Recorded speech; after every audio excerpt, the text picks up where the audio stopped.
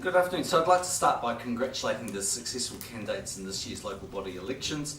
Representing your community requires commitment, energy and leadership, so thank you all for standing. The government is looking forward to building strong relationships with all of the 67 mayors and their councils, as well as the 11 regional councils throughout the country. As you know, Phil Goff's election as Mayor of Auckland means there will now be a by-election in the Mt Roskill electorate. On the basis that Mr Goff resigns this week, it is my intention that the by-election would be held on Saturday, December the 3rd. I'd like to take a moment now to talk about tourism. As you know, the tourism industry is doing exceptionally well. Visitor numbers are up 11% on the last year to 3.4 million, and expenditure has increased 18% to 10.2 billion. Tourism is poised to overtake dairy as our biggest export earner. Part of the government's tourism strategy is to ensure all regions benefit from the exceptional growth occurring in the tourism sector. The New Zealand Cycle Trail is helping us meet that goal. As you know, the New Zealand Cycle Trail came out of the government's 2009 Employment Summit. It aims to create jobs in the short term and also create conditions for businesses to prosper in the longer term. I'm pleased to announce a report released today that shows more than 1 million people used the New Zealand Cycle Trail last year, generating around about 37 million in economic benefits for local communities. The report shows that for every dollar attributable to construction and maintenance of the trails, approximately $3.55 of benefits was generated. Nearly 1,300 people have been directly employed across the country. Anecdotal evidence suggests that at least 60 new businesses have been established and over 40 existing businesses have expanded their operations to meet demand created by the cycle trail. The New Zealand Cycle Trail also helps keep people healthy, keeps bike commuters safe, and in some places has increased the sense of community identity. I look forward to watching the New Zealand Cycle Trail reach its true potential from both a regional economic development perspective and as an important contributor to New Zealand tourism. Just in terms of Parliament this week, we're progressing a number of bills, including the Electoral Amendment Bill and the Education Legislation Bill. And in terms of my activities, I'm in Wellington tomorrow and Wednesday, and on Thursday morning I'll be in Auckland after that for the rest of the week. Questions? Okay, well, it's been lovely to see you all, and you have a lovely afternoon. What did you make of the latest debate? I haven't really seen enough of it, to be honest. I just caught about a couple of minutes of it. But look, obviously they're in that intense part of the campaign now, and there's been a fair bit of controversy over the last 48 hours, so it was probably always going to be a bit like that. Paul Bennett says she'd be willing to look at increasing the accommodation supplement. Are you down with that? Are you happy with that? Well, all of those things are to be considered for a later date, but we haven't considered that at the moment. But it's true that the accommodation supplement hasn't gone up in recent years, and clearly there's been an increase in rents in most parts of the country. So there's probably some pressure in that area. We'd acknowledge that, but it's not something we've considered today. If she came to you with a proposal, you'd be willing to look at it, though? We'll certainly have an open discussion with her about that. It's a fair point, but we haven't had those discussions yet. Any idea how much it would cost? Look, billions go into the accommodation supplement and other costs around income-related rents. I think it's about over 2 billion, 2.2 billion. So anything you move in that area is quite expensive, but we need to have a look at it. What about some of the other proposals, including no more Housing New Zealand dividends, and the 1,000 increase in houses? This is from the recommendations of the Homeless Inquiry. Look, I haven't had a really good look at them, but my understanding, just on the brief advice my officials gave me, was that the bulk of the recommendations are either things the government's already working on, or are not a huge sort of magnitude. We will need to work our way through them. As I said, when they set up the inquiry, we've been working on this issue for quite some time, but we've never said we've got a monopoly on good ideas. So if there's one or two things that come out of it, we'll have a look at it. There hasn't been anything startling, I think, that's been brought to my attention, but we'll take a bit of a look. So how many extra houses is the government looking at building over the next decade? Because Bill English was quoted as talking about potentially an extra 30,000 on Housing New Zealand land in Auckland? I can't give you the total number because you'd obviously have to go and look at the redevelopments on both Housing New Zealand land, new Crown land that's being released, and ultimately what the private sector will be consented for.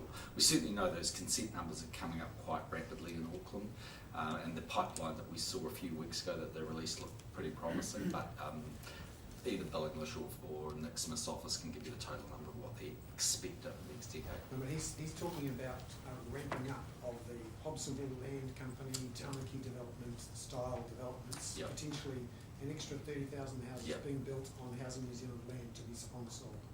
Yeah, well, he'll have the best information, but if you take a step back, I can only talk to you about the principle because I can't give you the exact numbers. But if you think about the principle, what Bill English is really saying is that within Housing New Zealand land and the potential for redevelopment, you've got a lot of opportunity to reconfigure Housing New Zealand stock, which would be both new, better configured for the needs actually of people these days. So there's, we know, a shortage in both smaller units, one-bedroom apartments, and a shortage of bigger properties.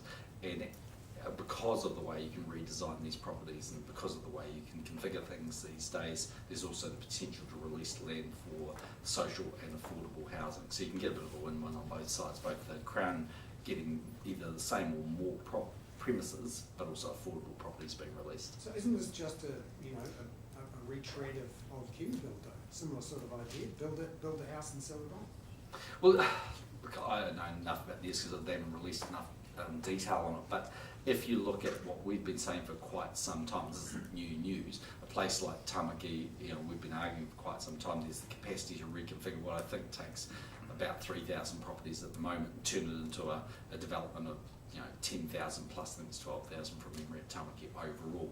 Now the configuration of who owns what and what's affordable and what's social and what's owned by Housing New Zealand, there's a bit of debate about that, but that's been a principle the government's been talking about for a long period of time.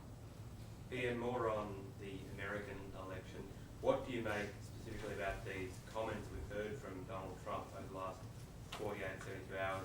Are those comments suitable for someone who wants to be the President of the United States? Well, the comments themselves are indefensible, and that's why he's gone out and apologised for them. And I think all of us have got a chance to see Donald Trump over the course of the last few months realise that he's not a person that's prone to apologising very often, so clearly he himself recognises that. Ultimately, whether he's fit to be the President of the United States, that's a matter for US voters, I think. Is that type of stuff, is that just locker room chat? I'm not going to go and critique it all. I mean, you have to draw your own conclusion. My personal view is that that language is indefensible, but What do you make of the revelations of the stuff from 1993, the comments he made when he was in New Zealand? Have you seen that video? I've heard about the video, but I haven't seen it. Well, it's all in a bit of a consistent theme, really, isn't it? Have you responded to the Waitangi Day organising committee's invitation for February at this stage? No.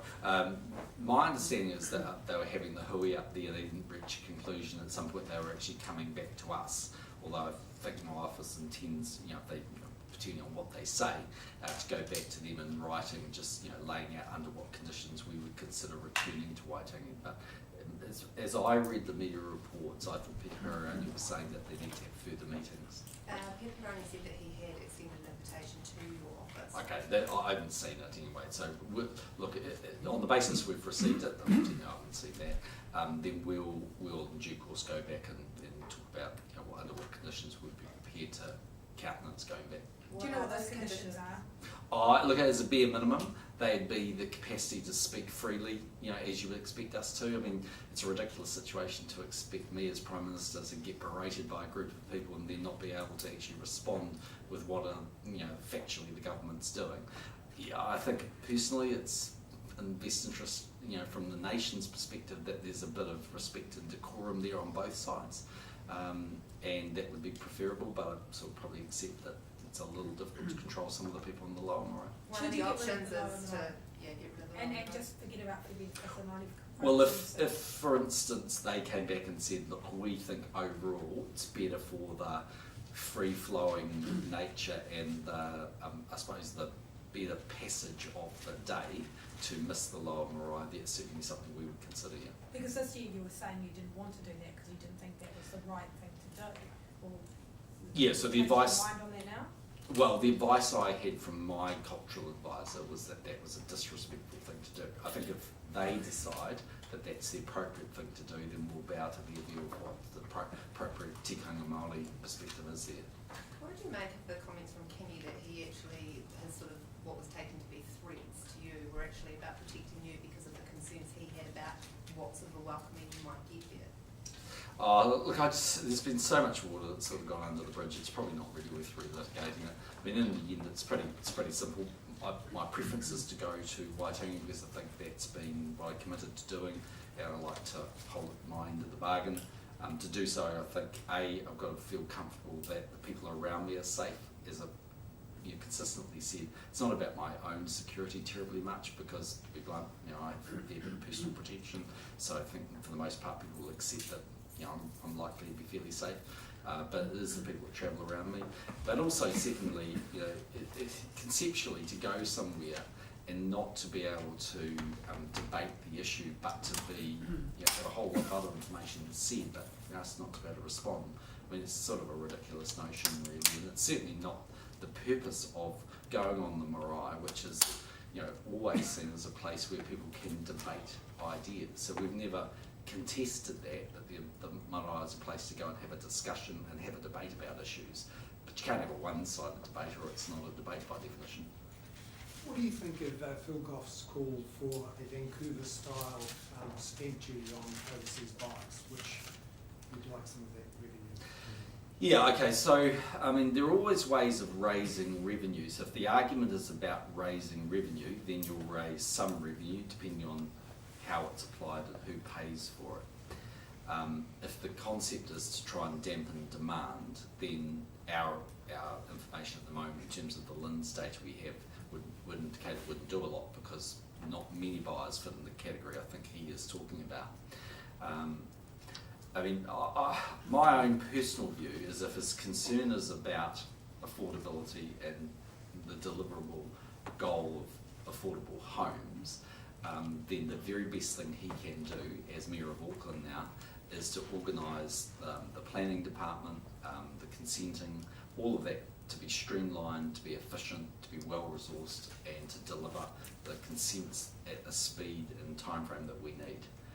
That'll have a far bigger effect than worrying about some tax that a tiny proportion of people would pay. So you're not interested in it or considering it? Or? Well, we're not considering it, but I mean, the point really is what's the objective? But if the objective is about affordability, trust me, supply will be a much better way of dealing with that issue.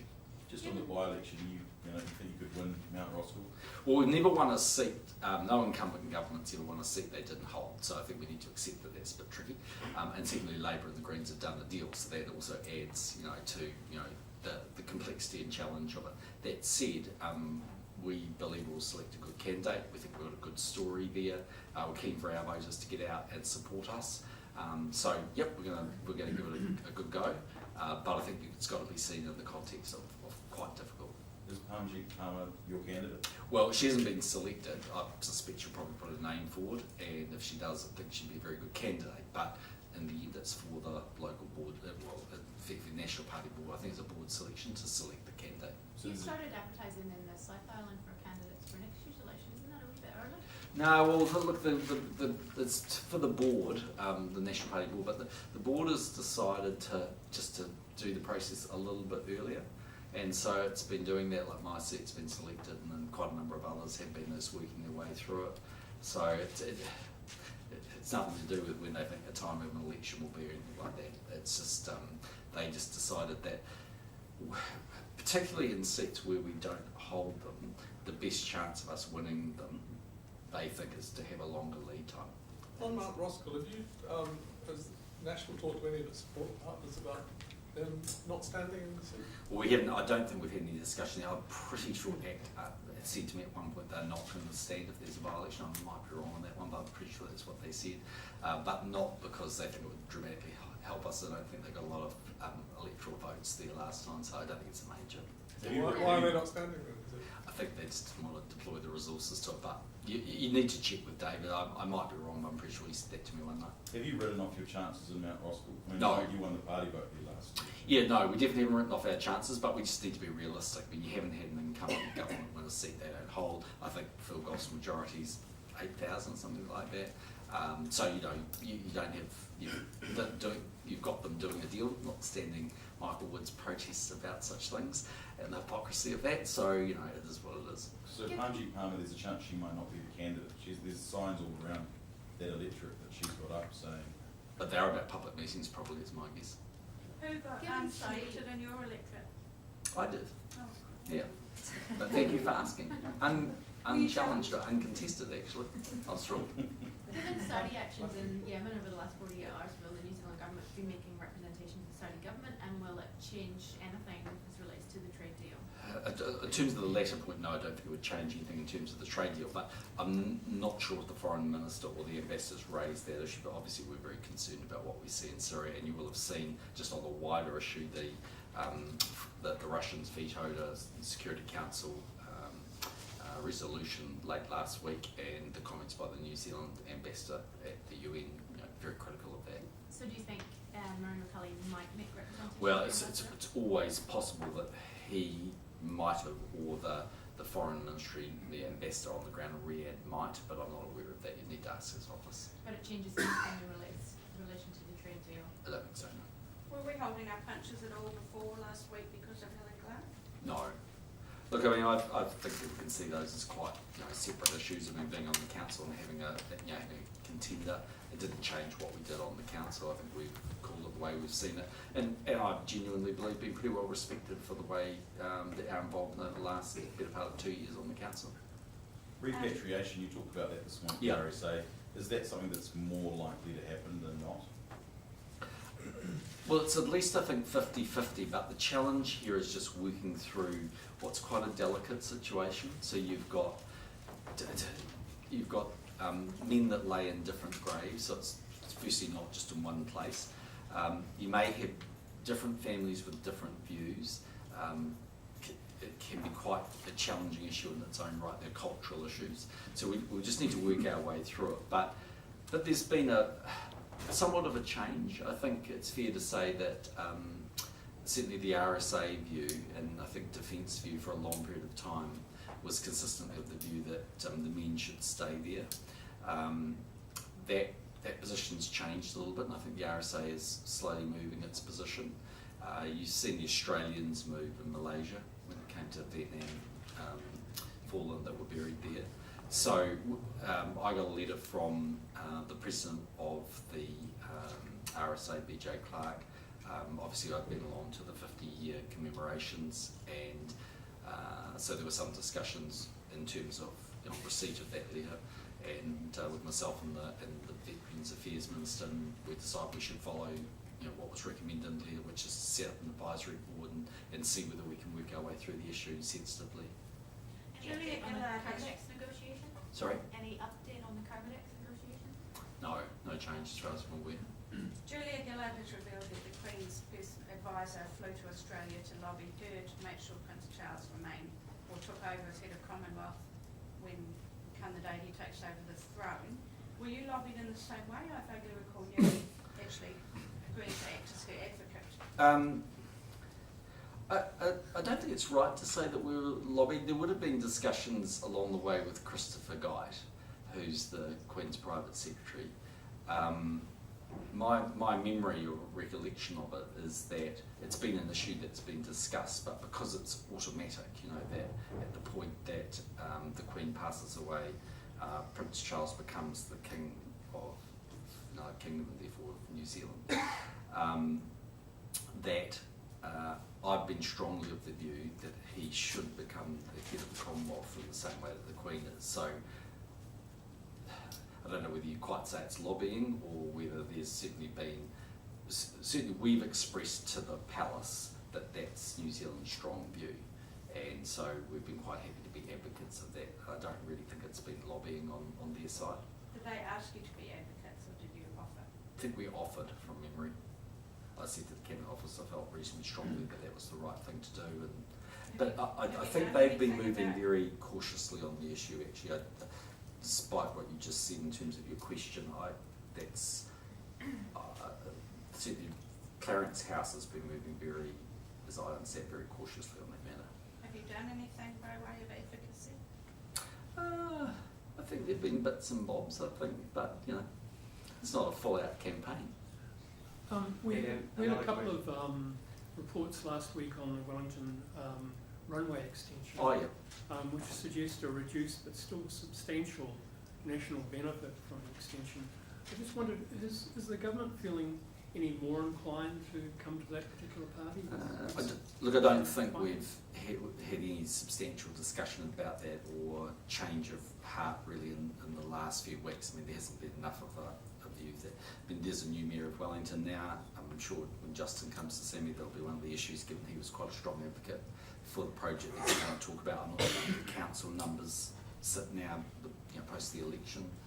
I mean, our main point really has been that, you know, for it to work and to support government investment, you know, the numbers need to stack up, and that's really about whether you would actually attract those international carriers. I think our view has been without Air New Zealand support, the numbers are quite challenging, but look, we will remain in dialogue with Wellington Council.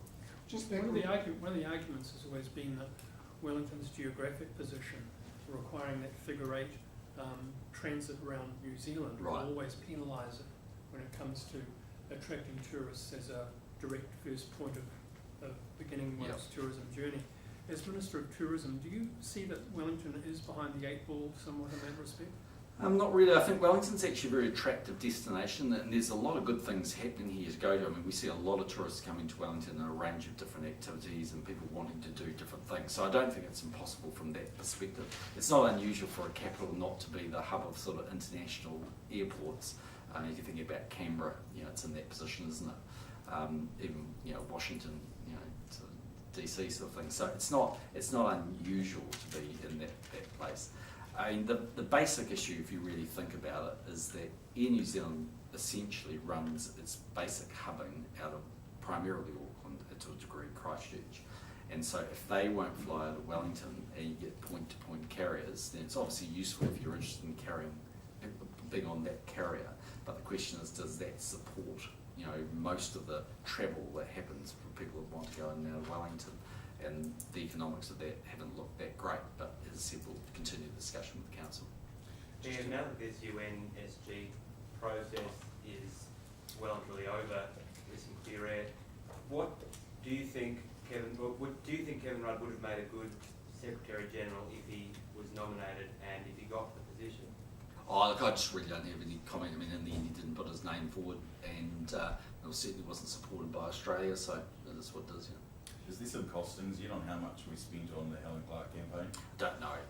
Look at the hundreds of thousands, but it's important to understand where that money's gone. So it'll be a combination of we paid for travel for her, and as I understand it, and the small team that was with her, that travelled with her when she went to capitals around the world.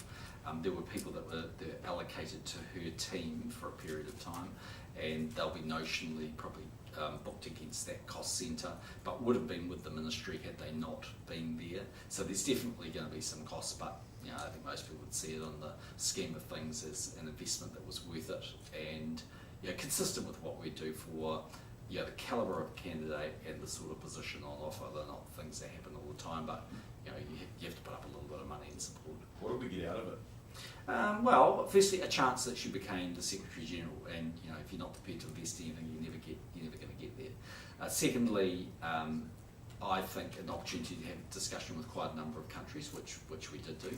And thirdly, you know, I think it's affirmation of the fact that New Zealanders are capable of taking a position on the world stage. I mean, if you think about Helen Clark, I mean, yes, of course she didn't ultimately get there, but she performed extremely well in debates. She was ranked number 1 at one point by the bookmakers. I mean, as I've said so often, you know, if she was born in Bulgaria, you know, she'd probably be the next Sec Gem, but guess what? She wasn't, and she isn't.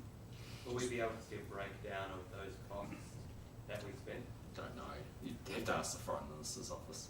Just back on Phil Goff, he seemed confident Cabinet might come up with a regional fuel tax for Auckland. What's your view? Well, it's not something we're considering at the moment. I mean, there's been obviously the process where we've had the discussion about the future funding of Auckland's transport. And I mean, one of the things when we first came in, when there was the regional petrol tax, Cabinet was, of the view that it probably wasn't the best way to go, on the basis that there was needs around the country, and so we, if you recall, got rid of the regional petrol tax and applied a nationwide tax. So there hasn't been really any change in that position, but again, there'll be ongoing discussions, I'm sure. Has the Cabinet considered or made any decisions about migration settings or residency targets in the last month or two? I think the Immigration Minister was looking briefly at some of those issues a couple of weeks back. I'm not sure exactly, that at what point he's going to want to talk about that, and at some point he will, but that he's been having a bit of a look at, because he's been required to on the annual basis. Just on the homelessness inquiry, Marama Fox said she'd walk away from the government deal if you didn't take up some of the recommendations from this inquiry. Are you worried about that? Well, no, because I mean, the reality is we are adopting a huge number of what's in recommendations in the inquiry, because we're already doing them. I mean, the inquiry is pretty, from what advice I've had anyways, fairly high level actually, and reasonably consistent with what the government's been doing, so I don't think there's a real issue there. Is it vindicating for you then if it's essentially recommending what you're already doing? Well, firstly, I think most people would accept there's been a homelessness issue for a long period of time in New Zealand. There's different degrees of that homelessness, and the government's response has been trying to recognise that there's been a growing demand and been some significant pressure really on that very low cost end of the market. You've seen us do things well before this became a lot, more hotly debated issue, and you saw that in budget 2016 with the $40 million for emergency accommodation. So look, we've got a program of things we're doing. I'm quite confident you're going to see a lot more properties available for emergency accommodation and transitioning people to social accommodation. Will it mean that there will be no homeless person in New Zealand? I don't think that's credible, but I think we can see a reduction in numbers over time. If you're already doing some of those things, how come it's still an issue? Well, like I said to you, firstly there's a range of things. I mean, it's taken some time to build up some of those things, some of that capacity in stock. There's been different factors in the market, but like everything, we're responding to that. Forgive me if you have looked through it in detail, but the report, homelessness report, are you going to go through it in detail first to make sure that there's nothing that you could adopt or implement? Well, Paula Bennett will, because it fits within her area. As I've said, we don't claim that we have the answer to everything, so if there's recommendations in there that are worthy, we'll consider them. Most of them, is the advice I've had, is we're either doing them, they're relatively insignificant, but we'll continue to look at it. Does that mean that you think that the inquiry's interpretation of the size of the problem is overblown? No, what it means is that we think we've got a very steady work program of all the things we're doing. I mean, just because someone writes it down as a recommendation doesn't mean the government's not already doing that. That'll be their interpretation for their own reason. But from the government's perspective, we've got a fairly thorough and comprehensive response. I would have thought that's the advice I've been getting, that most of it we've got covered off. Are you planning a reshuffle late this year or early next year? Look, it's always possible. I mean, time to time there are reasons why we might do that. It's not something I've got fixed in my head, but at some point there'll be retirements and things next year, and every election there's been different ways we've considered those. Sometimes ministers have stayed in their portfolios until Parliament's broken up. Other times people have left a little earlier to allow us to position a new minister. So it's possible, but we'll have to wait and see. Is it more likely to be next year than before Christmas? Probably, I would have thought. Has anyone indicated, any ministers indicated that they're resigning? Look, it's likely there'll be one or two that'll be going, but we're working our way through that. Can you give us a clue? Not today. Just I'll give you something to Have you not told them yet? the information flow is going the other way, my friend. On the cycleways, you mentioned cycleways, the successor thing. Yeah. Have you got any plans to expand it, make it a proper national cycleway? Well, the intention's not to make it from one end of the country to the other. I think actually the success in the cycleways they're quite bespoke, and you can actually effectively connect them up a little bit yourself if you want to. But the real success is having individual, usually 1, 2 or 3 day rides. And what you saw in budget 2016, put an extra 25 million in. Half of that's going into the linking together of the Forler and Queenstown area, and that'll give you about 500 k's of combined cycleway in that sort of area. The rest is going to maintenance and some improvements. But I think it's one of those things that's been massively successful, and rather than probably continuously build new ones, we're looking to either upgrade, or in certain areas you're seeing people coming to us for extensions. I get that pretty much regularly when I go around the country, where they'll just want to extend a little bit in a certain part, but they've been great for New Zealand. Our big job now is just continue to market them and make sure we continue to maintain them. That's what's important. Okay, so other than this year's budget, there's no plan to expand them further? Well, this year's budget was 25 million, which wasn't too bad, so let's see where it goes.